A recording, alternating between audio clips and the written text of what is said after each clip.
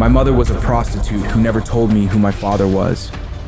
I was very young when drug addiction took her life, leaving me alone in this harsh world to fend for myself. I live in a world where people worship superheroes, and someone like me, without powers, is treated like a pest. But then, one day, love found me. Jennifer, the love of my life. Her love gave me the strength to keep fighting, but soon, my bullies started targeting her just to hurt me. They secretly recorded Jennifer while she was taking a shower and made the video go viral. When I found out about it, I didn't care about my life and challenged the mightiest superhero and leader of the bullies, Troy, to a combat trial, unaware that the consequences of my actions would bring me pain worse than death. Stay down. I'll make sure your cute girlfriend will be screaming my name tonight. Quinn hurt all over, but he picked himself up and faced the 7-foot-tall Troy. To many, Troy was the handsome star superhero of the academy. To Quinn, he was his worst nightmare. "Where is Jennifer?" Quinn asked. Troy smirked. "Clearly not by your side any longer. After I've beaten you, by midnight I'm sure she'll have forgotten who you are, talentless Talon." Quinn clenched his fists. "I may not have any superpowers, but what I have with Jennifer is real." Troy levitated into the air. Balls of fire danced above both his palms. "Great. Why don't you use your feelings and I use my superpower, and let's see who wins the Apex tournament?" Troy chided. "If you can defeat me, I won't lay a finger on Jennifer again, even if we both know she'll be begging me for it." Quinn could not contain his rage anymore. He lunged at Troy with nothing but his naked fists. Half of his shirt had been reduced to ash, revealing a skinny, pale chest. Ember atop his head burned through his hair. Troy was thrice his size, literally, but Quinn fearlessly attacked. He swung his fist in the middle of the arena boxing ring, but Troy simply smiled. A blast of fire shielded Troy and sent Quinn flying. Before Quinn could rise, Troy leapt into the air and slammed his body down on Quinn. He put the weak freshman in a chokehold. "Look who's shown up," Troy whispered in Quinn's ear. Quinn's eyes darted out of the boxing ring, where he found Jennifer, looking back apathetically. "Jennifer," Quinn managed. "Troy and his friends did something to you, right? Did one of them use telepathy? I'll save you. I promise I'll save you." Jennifer scoffed. "Save me? No, Quinn. 1, you can't save me, and 2, I don't need saving. We're done, Quinn. I'm with Troy now." Quinn grimaced in pain. "Why? We've been friends since we could walk. We've been dating for 10 years. I thought everything was good. Why did you cheat on me?" Jennifer's eyes glowed purple, highlighting her rage. "Everything was good? Did you know how difficult it was being the girlfriend of the biggest loser in the academy? You're powerless, Quinn. Look at yourself. You can't protect yourself, much less put up a fight. This was your last chance to prove yourself against Troy. But look at yourself. What a pathetic showing." Quinn felt Troy's chokehold tighten. He flailed, trying to release himself, but Troy's grip was steel. "Yield already," Troy taunted. "You know you want to. Just tap out." Quinn refused to.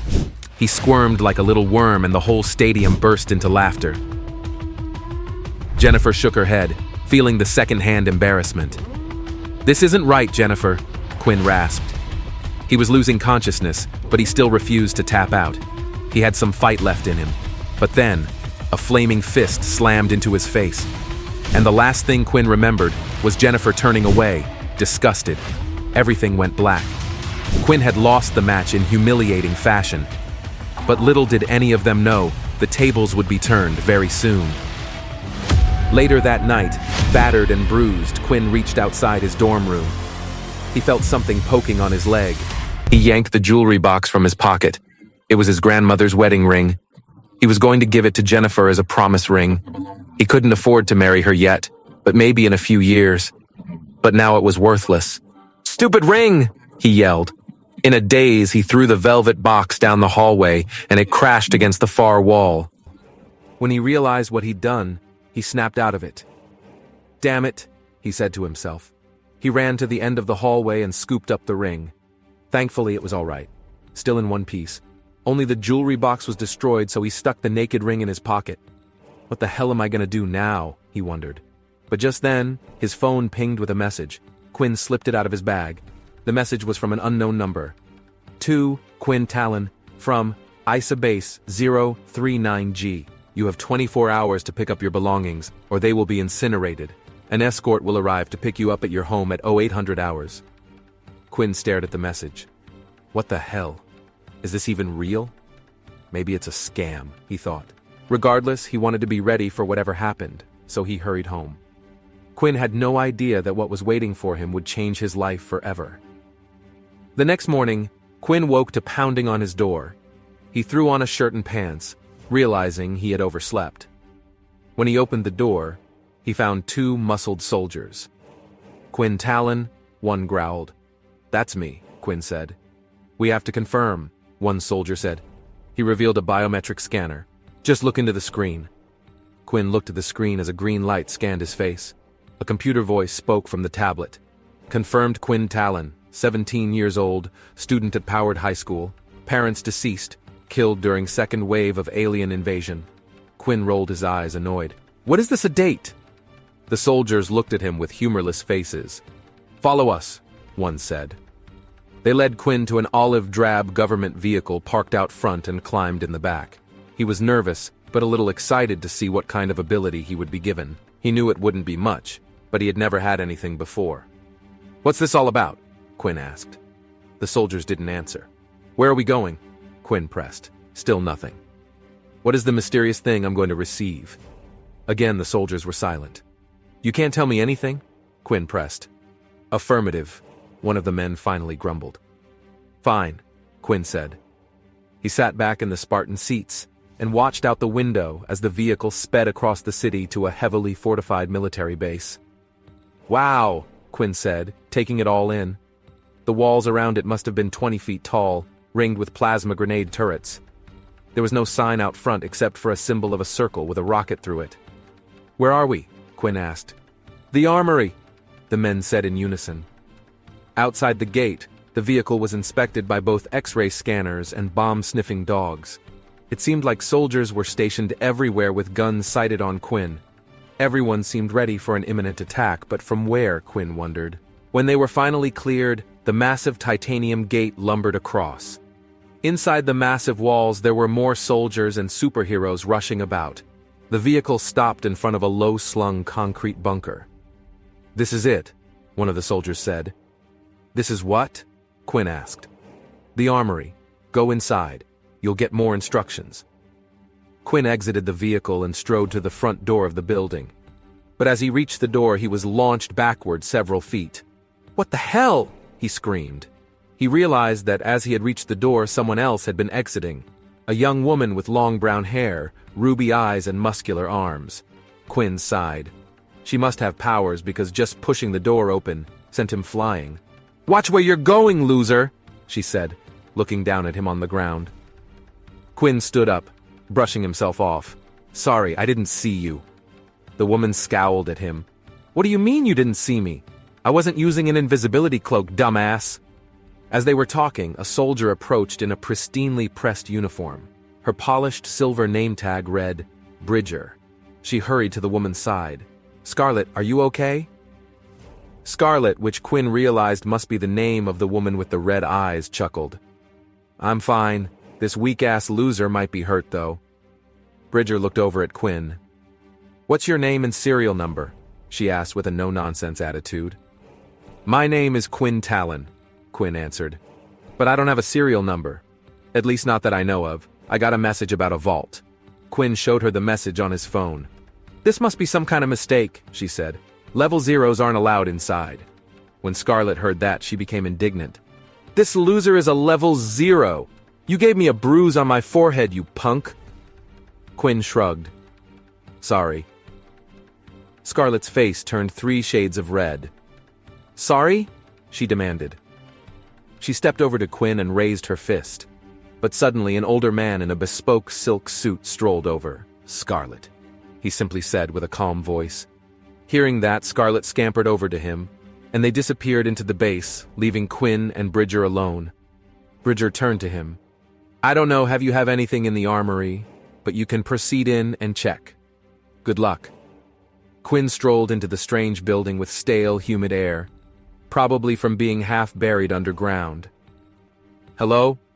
Inside the armory, Commander Miller was leaning against the wall looking at his phone.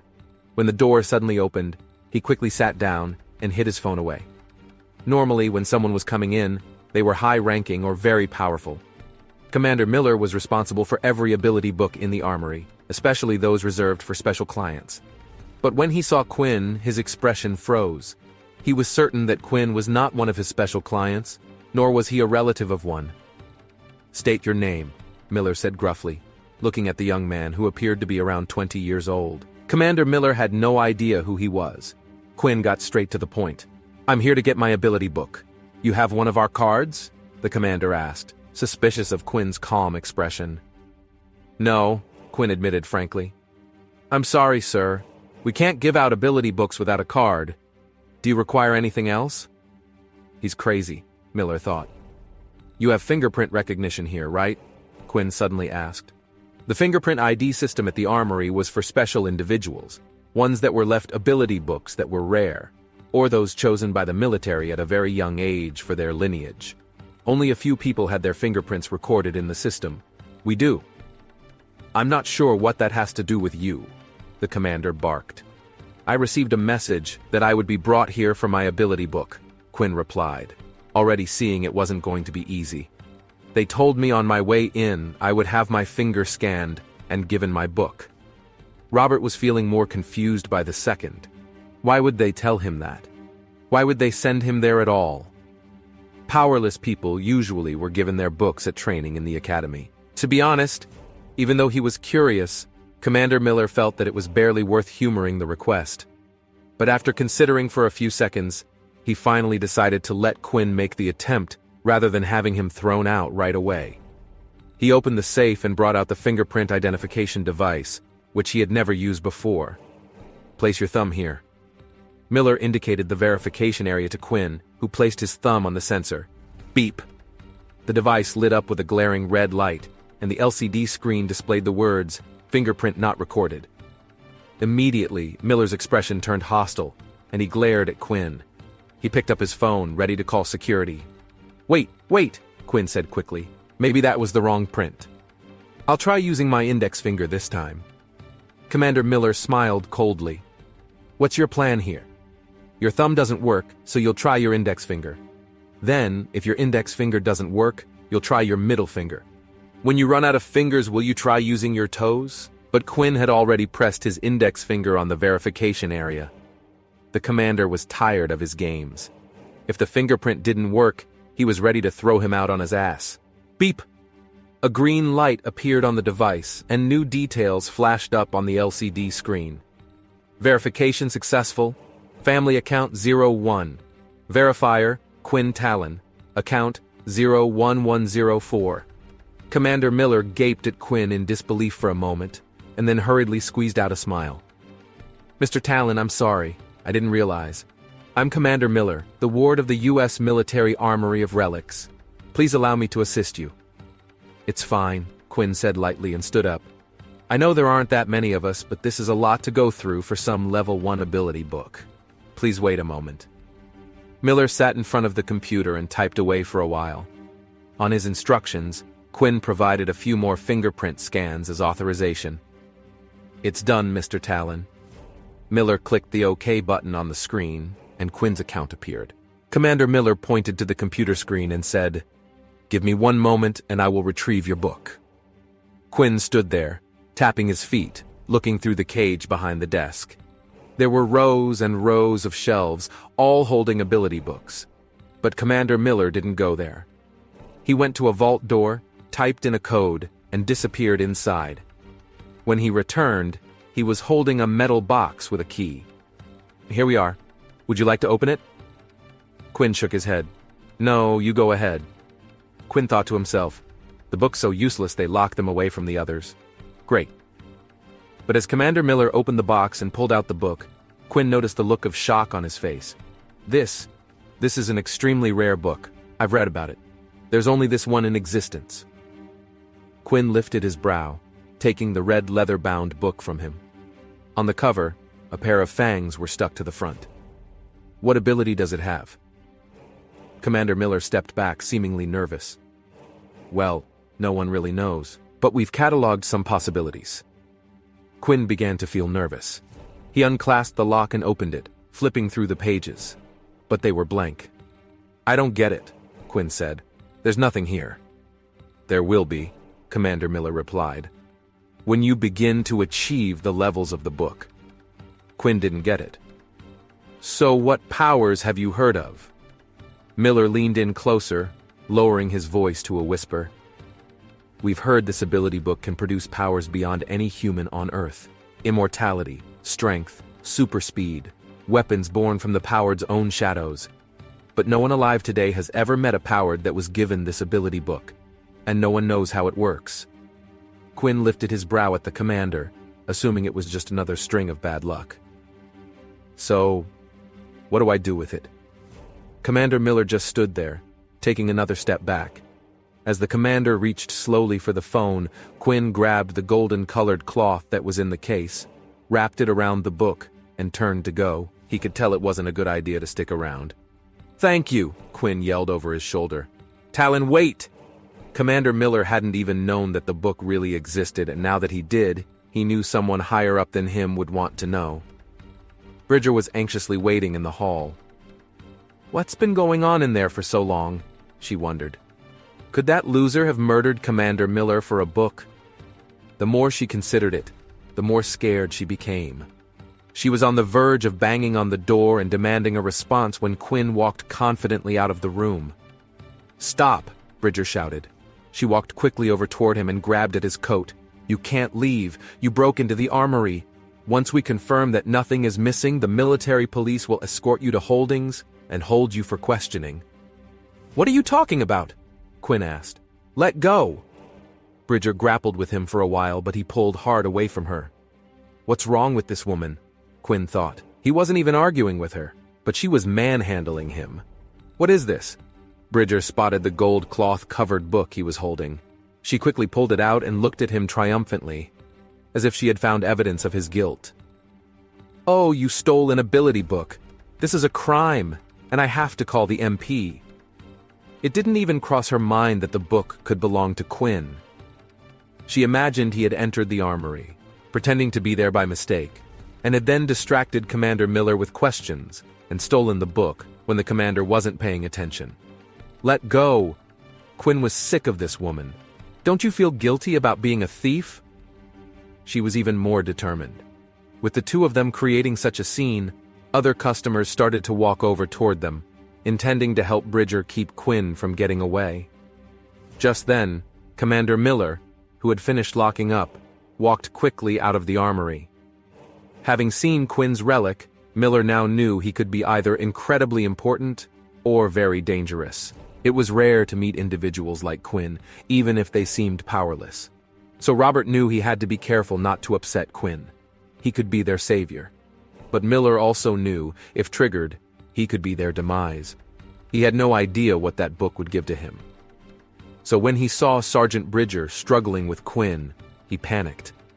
Bridger's expression was hostile, and Quinn was becoming very angry. She was an idiot who was playing with fire, and she might drag everyone down with her.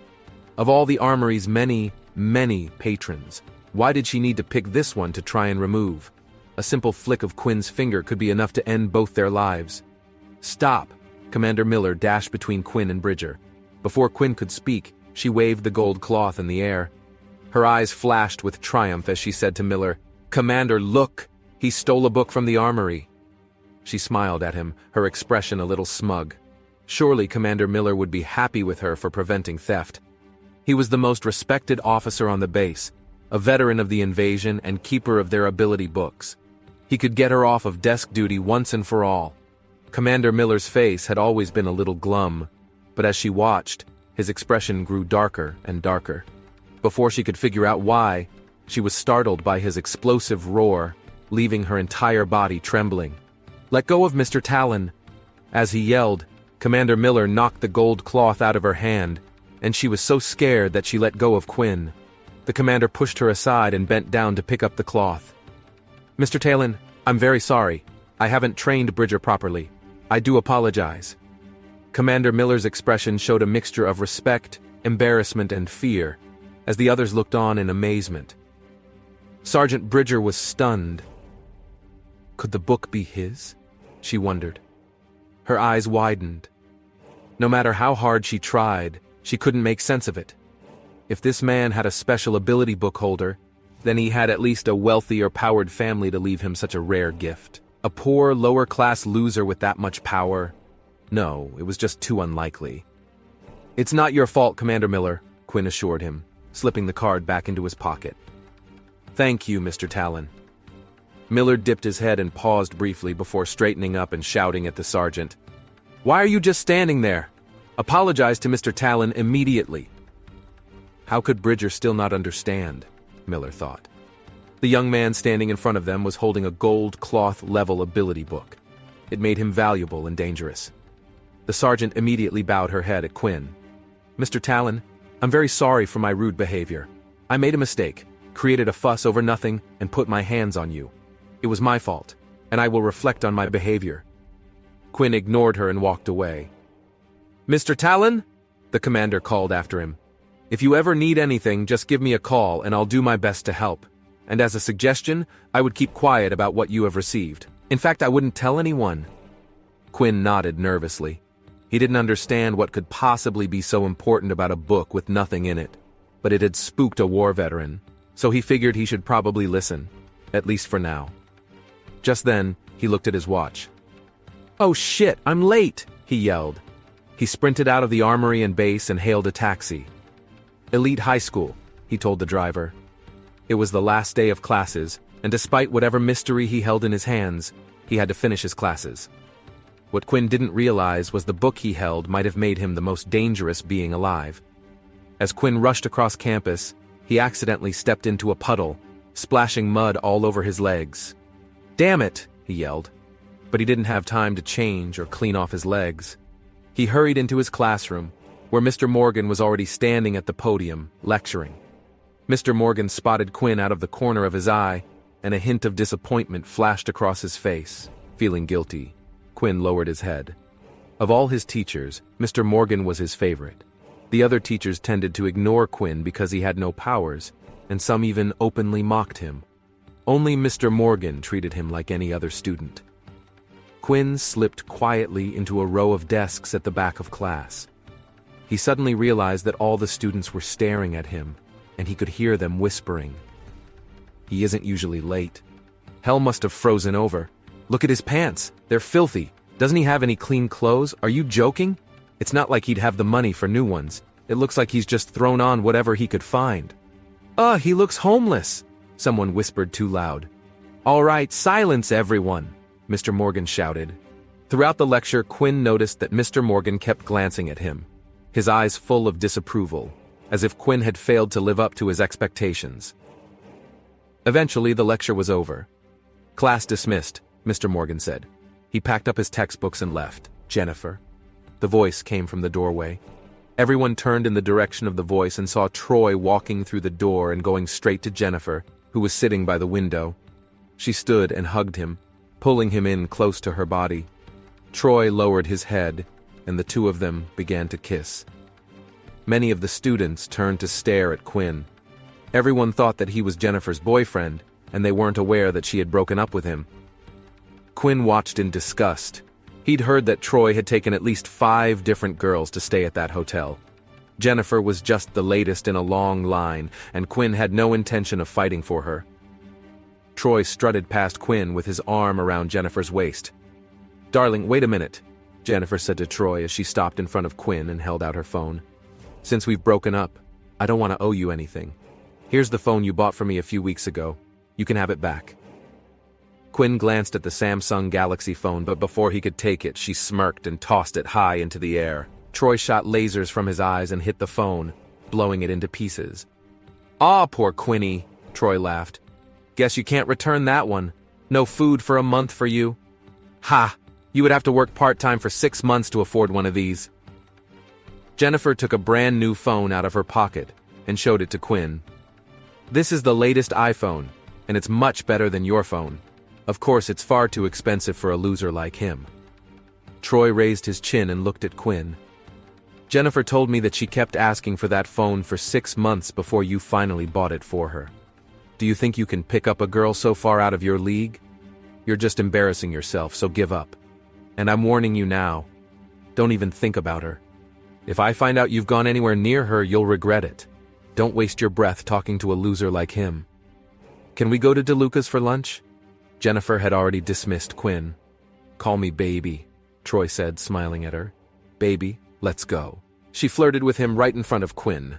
In the middle of it, a beautiful young woman with a purple streak in her hair stood up. Jennifer, have some class, she said, glaring at Jennifer. You're taking this too far. I never thought you'd break up with Quinn, and I'm ashamed of you. Jennifer scowled at Layla. Why do you care? Layla shook her head in disapproval. Look, people break up all the time. That's your prerogative. But you don't have to rub his nose in it at every opportunity. Quinn never hurt a fly, and all you're doing is trying to hurt him. Jennifer laughed. You're right about one thing. Quinn never hurt a fly, probably because a fly would hurt him. Layla's hands clenched into fists. You're a heartless bitch, Jen. Just leave Quinn alone. Jennifer stuck up her nose. Why? Do you like him? Layla rolled her eyes at Jennifer. This isn't about me. Jennifer nodded. Yes, 1,000,000 times yes. What's so wrong about liking money and power? That's what makes the universe go round. Oh, she stuck her nose in the air and grabbed Troy's arm. Come on, baby, let's go. These two urchins disgust me. Jennifer glared at Quinn and Layla, and then swept out of the classroom with her head held high. Once she was gone, Layla turned to Quinn. You all right? Quinn nodded. Yeah, it's not the first time I've heard those things. Layla strolled over to him and hugged him. You're better off without her. You've seen her true nature and she's not worth being upset over. Quinn smiled. I'll be okay. Thanks for standing up for me. Layla smiled at him hopefully. Come on. To celebrate being free of that bitch, I'll treat you to dinner. Don't argue. How about a nice place somewhere off campus like DeLuca's? DeLuca's was an upscale Italian restaurant, and only the most powerful students at the school could afford to eat there. It was also Jennifer and Troy's favorite place. Quinn shook his head. Maybe another time? I don't want to bump into Jennifer. But one day I'll take you out, okay? Inside, Quinn wanted to scream. This was his Achilles heel. He just didn't have the money to do what everyone else did. Seeing Layla's disappointment made him even more embarrassed. I gotta go, he said simply, and he hurried away. Would his whole life be like this? Little did he know, his whole life was about to change, and he could take Layla to any restaurant in the city. But not yet. For now, though, Quinn hustled back to his dorm. On his way, he got a message from his roommate, Vorden. It read, Yo, it's official. I'm no longer single. See you at the room. Quinn chuckled. Even during this painful situation, he still felt happy for Vorden. That lucky son of a bitch, Quinn whispered to himself. As he raced through his building, he saw his other roommate, Peter. Did you see Vorden's message? Quinn asked. Yeah, said Peter. Back at the room, they flung open the door and saw Vorden sitting on the bed with a girl holding hands. Vorden was a level 3, and he was strong and muscular too. No one really understood why he hung out with powerless Quinn, and Peter, who barely had any powers himself. What's good, my bros, he said. Then he introduced the young woman, Susan. She's a level 3, Vorden said. Susan stood up and nodded with a smile. Peter looked at her, and his heart started beating faster. She had pale skin, delicately shaped eyebrows, and a great body. She's perfect, he thought. Let's celebrate, announced Vorden. I'm taking you all out. Vorden then turned to Quinn and said, Why don't you bring Jennifer along? Everyone knew about Quinn's lack of power, and that he couldn't get into trendy restaurants, so Vorden decided to take this opportunity to help his friend. We've split up, Quinn said bluntly. Split up? Really? Vorden was shocked. Peter glanced at Vorden, and he understood the silent message. The reason for the split was obvious. Quinn's lack of powers. Hurry up. Susan looked at her phone and then raised her head. My roommates have already left for the restaurant, and they're all quite impatient, so don't make them wait too long. Okay, then you guys get cleaned up and changed. and then we can get going, Vorden urged them, tugging at Susan's hand. Come on, let's wait for them outside. Vorden stepped outside the dormitory with Susan and turned to see her standing with her arms crossed. What's wrong?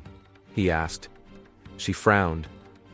Aren't your roommates a little too unpowered? I mean, Peter's not very handsome, and obviously not rich enough for any good ability book. Quinn isn't bad, but I've heard people teasing him. He's powerless. How can I introduce them to my roommates? Vorden felt a little uncomfortable, but he forced a smile and said, It's just a meal. It's not like it's a blind date or anything, so why do you care so much about their powers? Do you think my friends are just coming for the food? She asked. I know them. Although they didn't come right out and say it, they're hoping your roommates are good boyfriend material. I've shown them your picture, and they must think that your friends are like you. She frowned. Then blame me because I didn't tell you they're all underpowered. His smile was a little bitter. He'd been assigned to Quinn and Peter's dorm because the others were full. But he liked them. He protected them. Why don't you tell your roommates that the meal is canceled? She suggested. They'd probably just end up embarrassed if they went.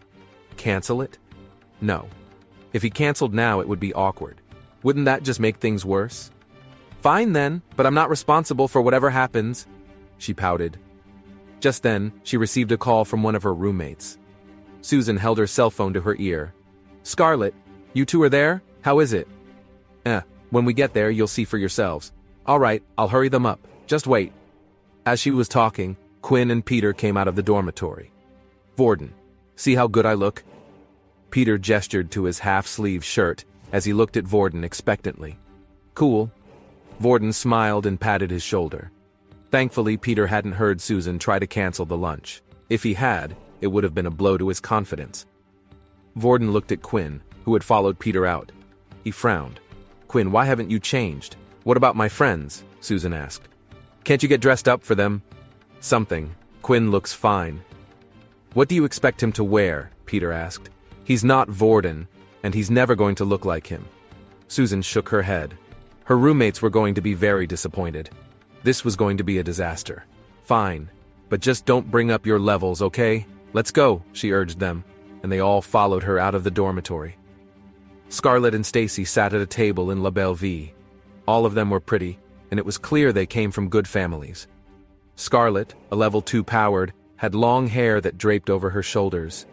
Her skin was fair, and she had a small face with large, sparkling eyes, a straight nose, and pretty pink lips.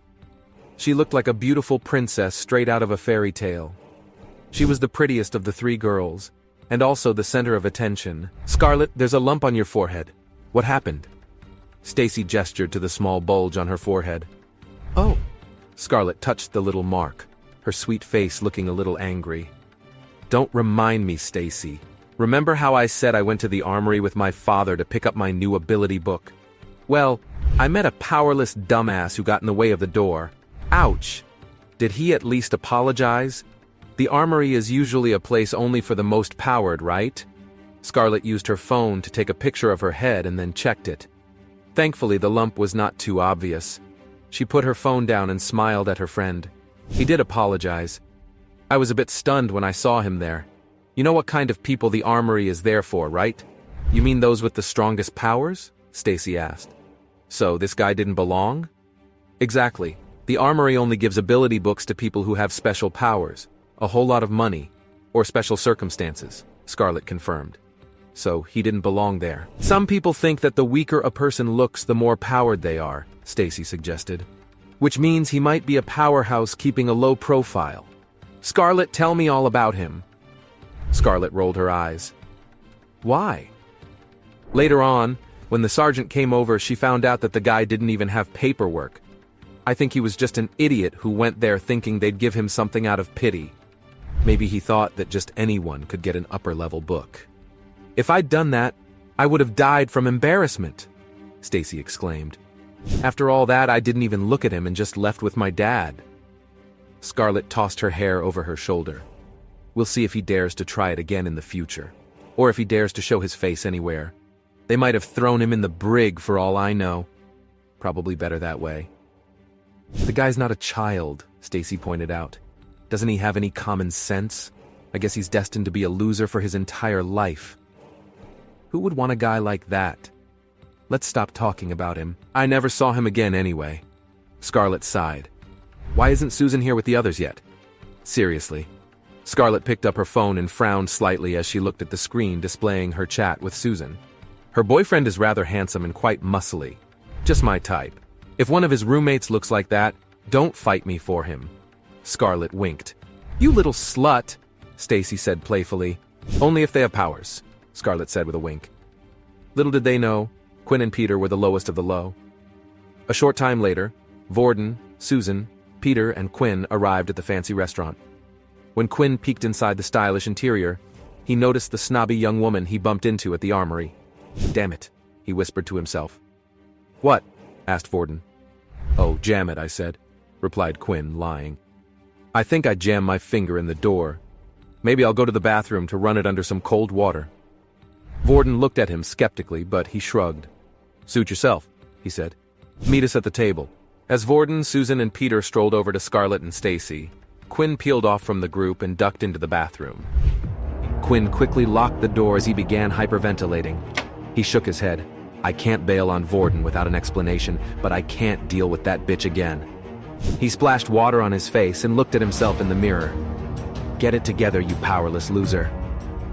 He gripped the sides of the sink as rage began to fill his chest. You'll never be anything, Quinn. You'll never be a cool ladies' man like Vorden. You'll never be a war hero like your parents. Hell, you're barely any cooler than Peter. He saw red and he punched the mirror, shattering the glass and slicing his hand in the process. The sound of angry knocks rang out from the other side of the door. A man with a French accent called out with worry, Sir, what's going on in there? Quinn looked at his bloody fist. He ran over to the paper towel dispenser, but it was empty. He ripped open his backpack, looking for something to wrap his wound. He pulled the mysterious book out and placed it on the sink. Some blood leaked off his hand and onto the cover. What Quinn didn't know was that the book's cover had begun reacting to his blood. But Quinn shoved it back in his bag in haste. He walked over to the door and unlocked it to an angry French man. What was that glass breaking? You will pay for the damages. Quinn muscled past the man and walked over to the table. He sat down to a confused look from Peter and Vorden, and a disgusted look from the girls. Scarlett glared at him, shocked to her core. What are you doing here? Quinn shrugged. I was invited by Vorden. Vorden was confused. You two know each other? But right when Quinn was about to answer, the restaurant was rocked by an explosion outside. What was that? Through the restaurant windows, the group could see the sky filled with Dalki ships blasting beams of energy at the ground below, destroying everything they touched. Everyone scattered as an emergency alert rang out on their phones. The Dalkas have attacked. War is imminent. Quinn felt his backpack vibrating. He ripped it open to find the book pulsing with energy. He saw that the book had absorbed all his blood. He looked down at the book in awe and then out at the destruction happening outside. Could this be because of this book? He wondered. But right then, a dark voice echoed in his head. Specimen found. Activating the vampire system. The book suddenly opened. What happened? What was the system and book that Quinn accessed? What did Quinn choose? Would he ever get revenge on Jennifer and Troy? And more importantly, did he now have powers? What exactly is his secret? To find out, listen to My Vampire System, the spellbinding hit web novel, now streaming exclusively on the free Pocket FM app. Click to download the app and continue listening for free, right now.